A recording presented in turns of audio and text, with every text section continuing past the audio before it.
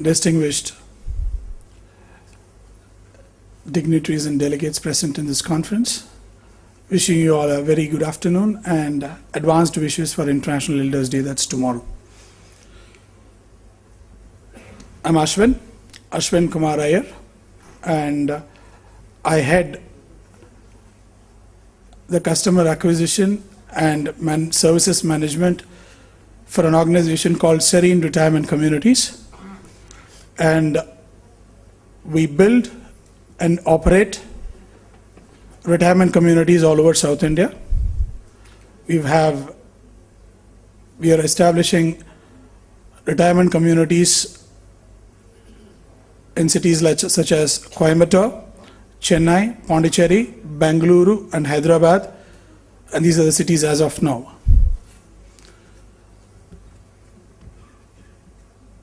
And Dr. Sharma said the time given is 15 minutes, and thank you for that, Dr. Sharma, because after Dr. Sundaram's talk here, frankly speaking, I don't think I'll have anything to speak even for that 15 minutes. It was comprehensive. Thank you, sir. As a listener, it was wonderful for me. What I'm going to share is rather slightly micro and more based on experience on how we manage our retirement communities, and when we manage, what has been our experience and what are the challenges we face, especially in terms of what I call wealth management. I don't call finances, I call it wealth management. I don't call it also economic policies, because at a micro level, in terms of managing retirement communities, there's hardly anything which we will be able to influence in terms of economic policies. But I can certainly voice the challenges what we face and our experiences here. And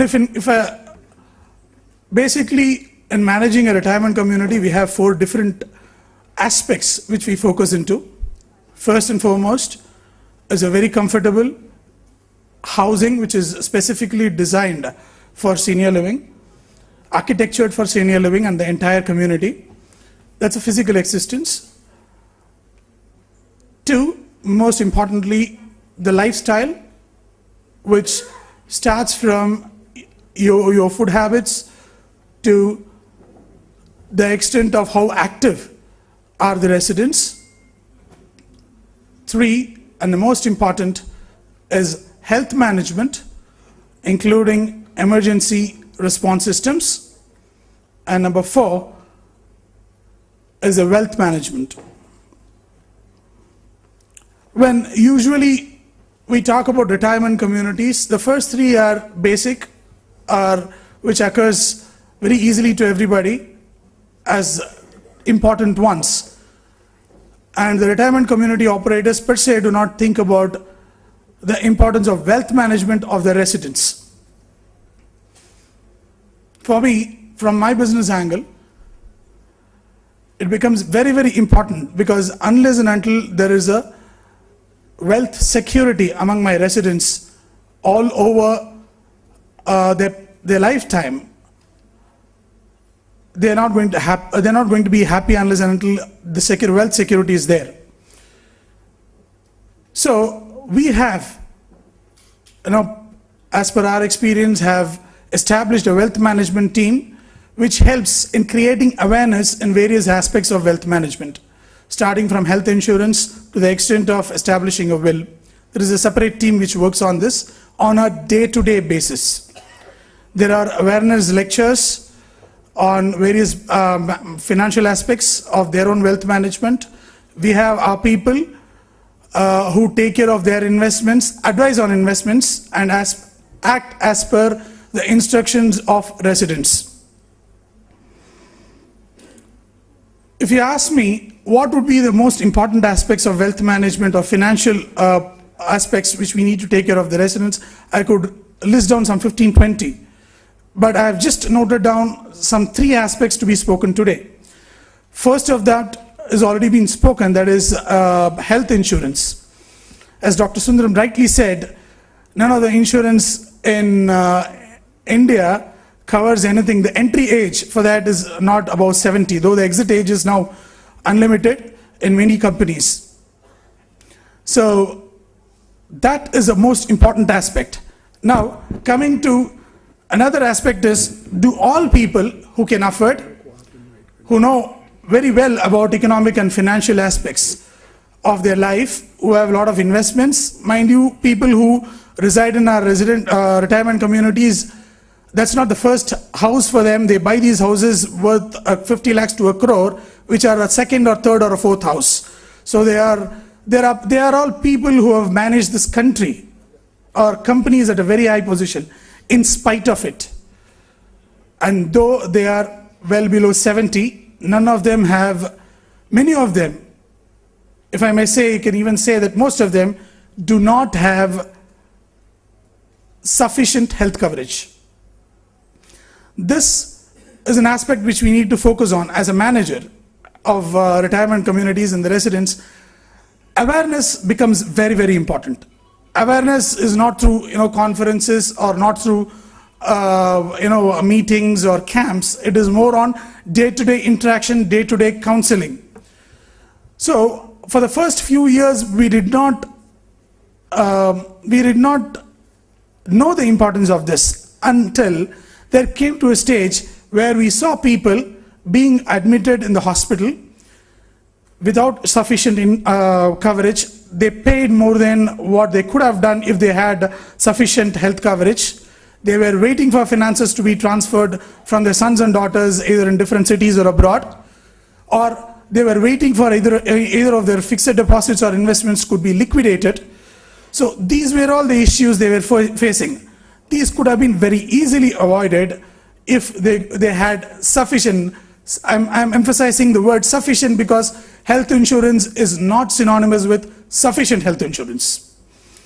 And you'll have to be very, very careful in choosing a health insurance because there are many riders which goes along with the insurance. I've just noted a few, if not all of them. I'll just read out a few, and I had made a comparison chart, but I'm not going to read it, of various different companies which give health insurance and what are the various important aspects on an individual basis they will have to be advised on, or awareness has to be created. First is the number of special features in any insurance program, and number two is the maximum entry age, and most importantly, number three is a minimum entry age. Then pre-existing coverage. How is pre-existing ailments covered in this? And then co-payment. Then comes network hospital treatment rules. This is very, very important. Then comes your limit per room.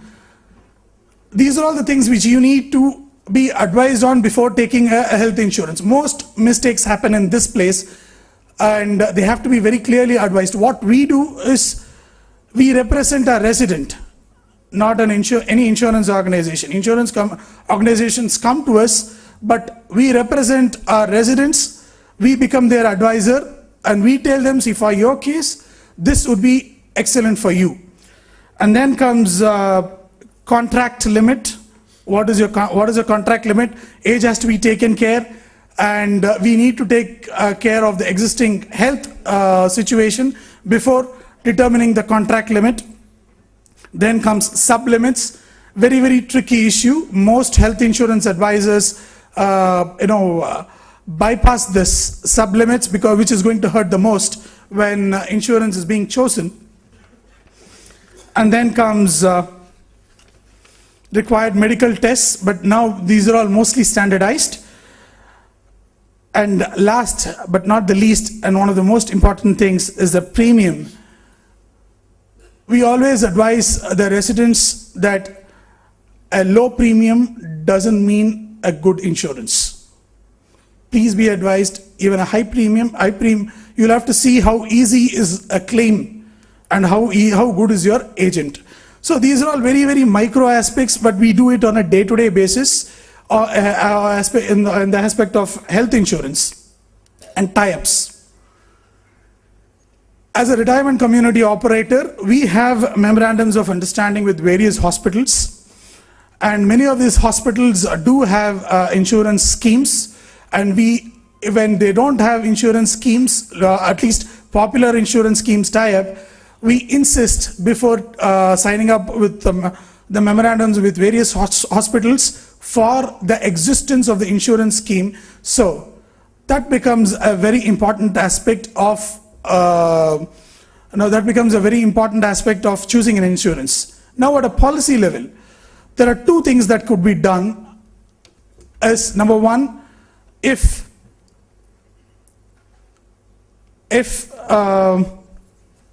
universal health coverage could be brought in. I'm not very sure about the viability.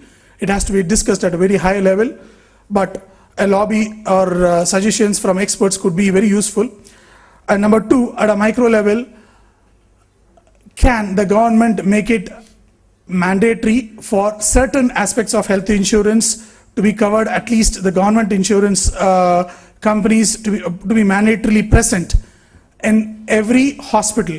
Some states do have such universal health coverage schemes, such as Andhra Pradesh, and I know some part of it is present in Tamil Nadu also. I'm not very sure about other states. And if certain mandatory regulations can be brought for health coverage as far as hospitals are concerned, that could solve to an extent the insurance issue. And number two of the financial aspect which I wanted to speak about is on choosing investment options, awareness in choosing investment options among senior citizens. I'm just choosing only 3 points in choosing financial options for senior citizens, and especially when they move inside a retirement community. These came as a result of my experience in managing them and how we advise them. We tell them to take care of 3 important aspects whenever they go for investments. Proceeds you would use on a monthly basis. So you'll have to protect your capital against the growing inflation, so that even after 5 years, your capital has the same worth, if not the same money, as what it was earlier.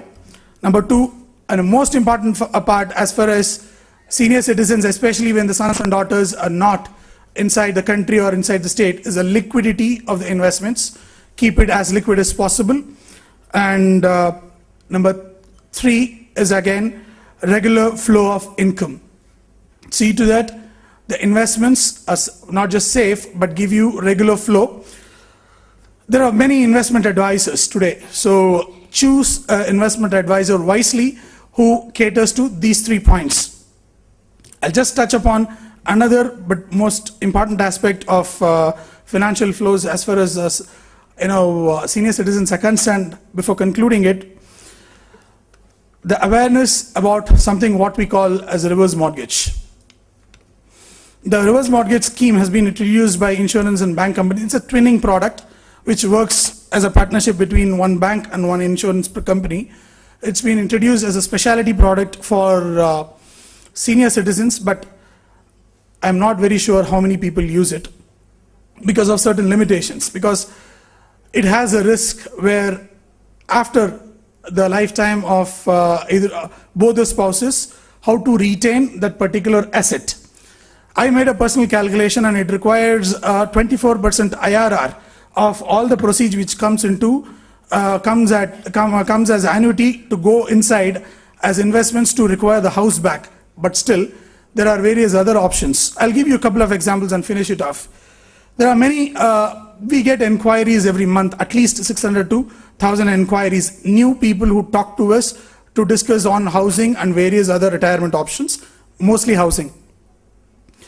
And many of them own houses inside the city which were acquired by them in 60s and 70s. For example, somebody owns a small flat, a 2 or 3 bedroom flat which he has acquired in Andheri in 60s or 70s, a multi-crorepati today. And what he needs is a liquid income and an asset to live a comfortable place. So they sometimes choose to sell. We advise them to sell and invest a small part of that particular proceed into a retirement housing, keep the rest as an investment option to take care of the entire retirement life, including health cover and financial security. Or else, we also advise them another thing. If you do not want to sell, go for a reverse mortgage.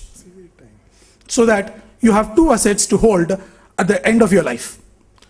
And your son or daughter has an option to retain the first asset which is gone under a reverse mortgage, and still holds another asset which you've already acquired inside a retirement community.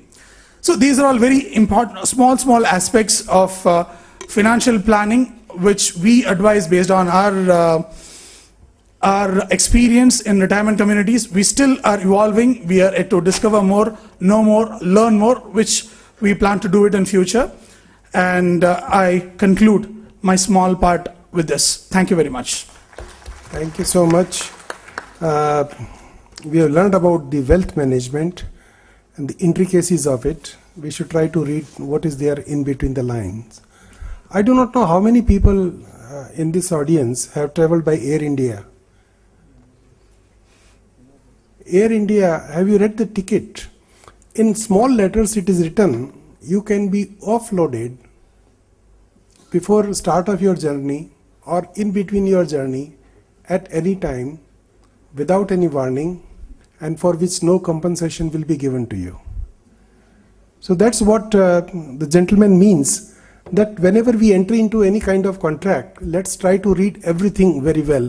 That's why politicians always play safe. They say, हर संभव सहायता दी जाएगी. ये नहीं कि हर सहायता दी जाएगी. हर संभव सहायता दी जाएगी. Whatever is possible, we'll do for you. He has touched upon a very important point about the insurance. That whenever you take the insurance policy, take the adequate insurance policy. And that's very true. At times, the insurance company pays a part of it because the rest is not covered, and for which you need the money. Last but not the least, he has touched about the liquidity of the investments, a very valid issue. How many of us know about the reverse mortgage scheme? Very few. This is enforced in this country for so many years, and as a matter of fact, in my book, which I mentioned in the morning, I have a chapter in my book also on reverse mortgage. And in fact, this reverse mortgage is an unfortunate thing, no doubt, but meant for those parents whose children are not caring for themselves and who don't want to part with their property. Thank you so much. We can have one or two quick questions. No comments, questions please. Anybody?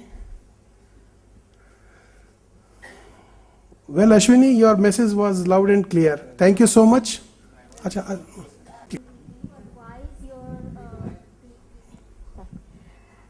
In your Serene retirement community, do you advise your seniors based on their level of mobility and based on their healthy, whether they are healthy or not, in terms of different levels, whether they are bedridden or whether they are active elders?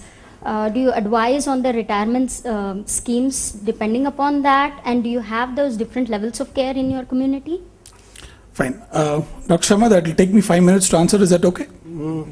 I think you are a very smart speaker. You can tell the answer within 2 minutes. I'm sure you won't prove me wrong. Please go ahead. Fine. See, there are, most of people here know, there are three main stages of retirement living, senior living. First is the independent living, second is the assisted living, and the third one is palliative care. We established initially as an independent living community, and we still are. Okay. We started getting ready for the assisted living stage, as many of our residents and the potential residents now are moving to that particular stage, because today most of my residents are good for independent living. We are getting ready. We have a team which focuses on wellness and care, including assisted care. We have a trained team on assisted living for home care, etc. If you ask me if I am good for palliative care as on today, no, because the requirement for that in my communities today is also very low. But I'm sure in the coming years to come, a few years, we are getting for that as we got ready for assisted living today. Today, assisted living is available as home care. And Serene Retirement Communities is also a partner with the Signature Senior Living United States, one of United States premium established assisted living chain to establish a separate chain of assisted living centers across South India, at least, if not in North India. So that would be in place probably in the future years. Thank you so much. Thank you very much. We have about 16,000 old age homes in the country. We have only 7 or 8 old age homes in the country where the palliative care facilities are there. That's an unfortunate situation, but can't help it. Let's give a big hand to the speaker. Thank you. And a memento for him.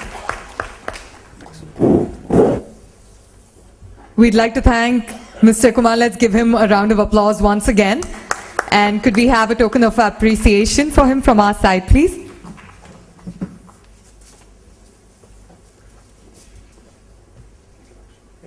Thank you so much.